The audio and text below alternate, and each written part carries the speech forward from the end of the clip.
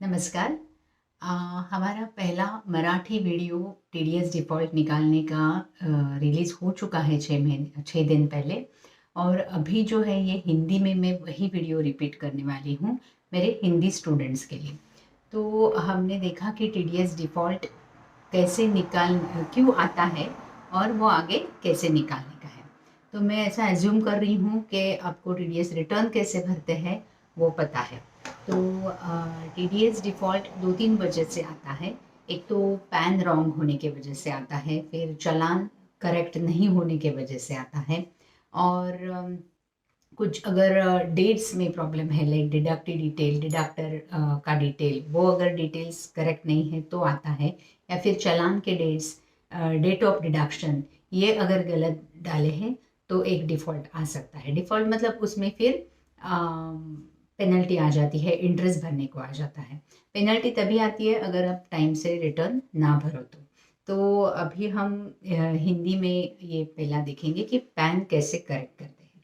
तो पैन, जैसे आप सबको पता है, पैन का जो फोर्थ लेटर होता है वो अगर पी है तो वो पैन इंडिविजुअल का है, अगर एफ है तो वो पैन फर्म का है, अगर सी है तो वो पैन कंपनी का है, और अगर एच है तो एच का है। तो अगर पैन गलत हुआ तो एनएसडीएल क्या करता है, as per income tax rule 206, सीधा 20% टैक्स डिडक्ट हो जाता है। और अगर आपने वो 20% नहीं किया है और नॉर्मल रेट से किया है तो आपका रिटर्न डिफ़ॉल्ट में आ सकता है। तो ये डिफ़ॉल्ट करेक्ट करने के लिए आपको सबसे पहले आपके जो क्लाइंट का टीडीएस सीपीसी पे यूज़र आईडी पासवर्ड है वो डालना पड़ेगा, और वहाँ से कॉन्सो फाइल डाउनलोड करना पड़ेगा। अभी कॉन्सो फाइल मतलब कंसोलिडेटेड डेटा फाइल है, वो डाउनलोड करना पड़ेगा। फिर आपको जस्टिफिकेशन रिपोर्ट डाउनलोड करना पड़ता है। अभी जस्टिफिकेशन रिपोर्ट क्या होता है, तो एनएसडीएल जस्टिफाई करता है कि क्यों ये रिटर्न डिफ़ॉल्ट में है। मतलब अगर जो पैन डिफ़ॉल्ट में है तो उसके सामने उसका उतना टैक्स 20% में डिडक्ट होता है, इसके लिए वो रिटर्न डिफ़ॉल्ट में आता है, तो उसको बोलते हैं जस्टिफिकेशन। तो अगर पैन डिफ़ॉल्ट हुआ तो आपको पैन का 20% टैक्स लग जाता है।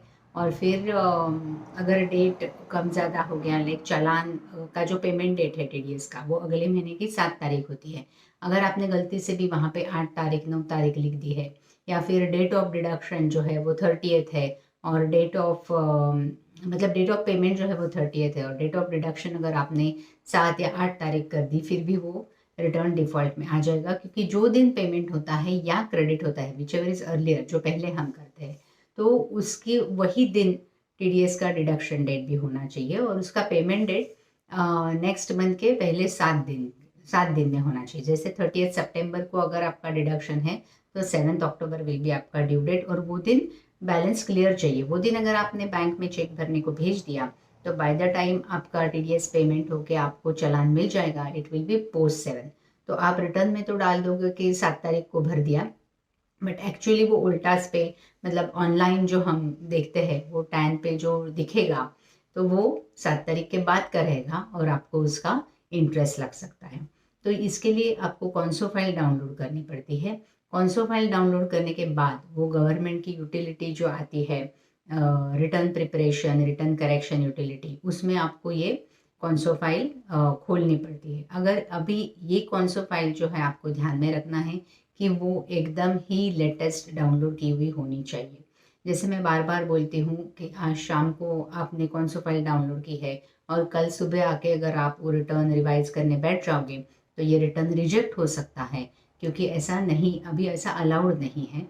कौन सा file should be downloaded on the same day when you are doing the return revision, वो वही दिन की होनी चाहिए। तो मैं आपको ऐसा सजेस्ट करूँगी कि आप ऑफिस जाते ही पहले कॉन्सो फाइल डाउनलोड करने को लगा दीजिए। फिर क्या होगा, लंच तक आपका कॉन्सो फाइल डाउनलोड हो जाएगा, और आराम से फ्रेश माइंड से आप लंच टाइम के बाद वो रिटर्न रिवाइज करके रिटर्न एनएसडीएल में भर सकते हैं। दूसरी एक बात जो है वो है कि अगर आपने ऑनलाइन रिटर्न भरा है तो ही आप ऑनलाइन करेक्शन फाइल कर सकते हो।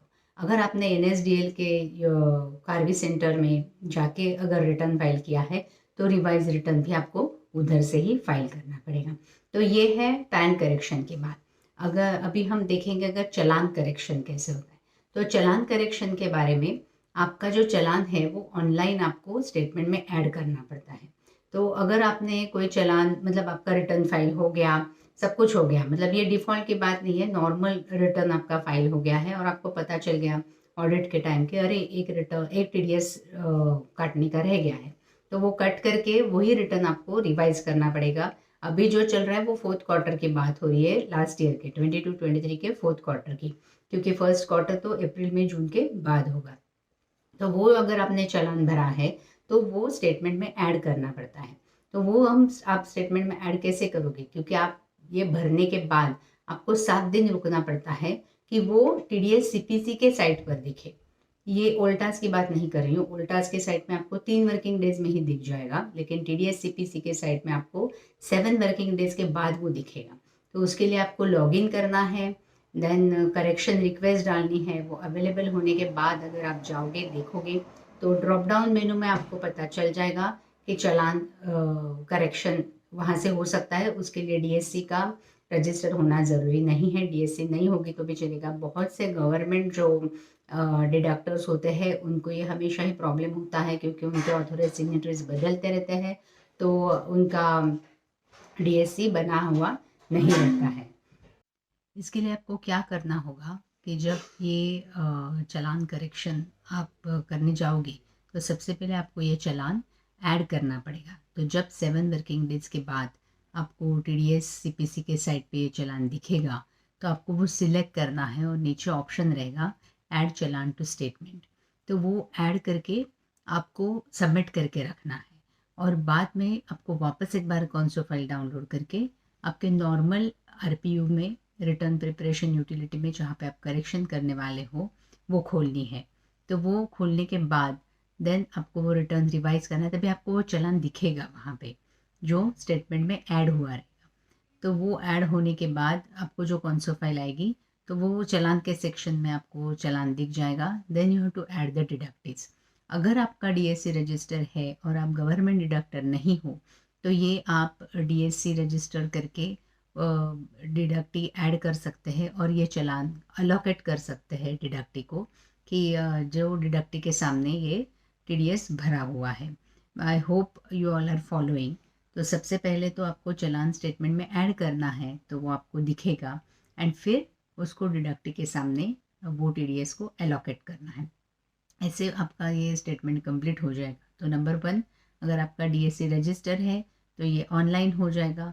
अगर आपका डीएससी रजिस्टर नहीं है तो चालान स्टेटमेंट में डाल के कॉन्सो फाइल वापस डाउनलोड करके you have to again revise the return.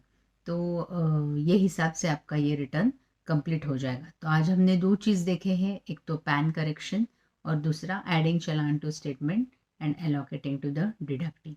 I hope आपको ये वीडियो पसंद आ रहे हैं और आपको समझ रहे हैं कि मैं क्या कहना चाह रही हूँ। These are all the small small practical glitch which I need to explain. Otherwise e tutorial available है, आप पढ़ के भी ये सब कर सकते हो। तो ज़रूर कमेंट में बताइए कि और क्या क्या आपको प्रॉब्लम्स आते हैं टीडीएस रिवाइज करते टाइम। तो it will add value to all the students. Thank you.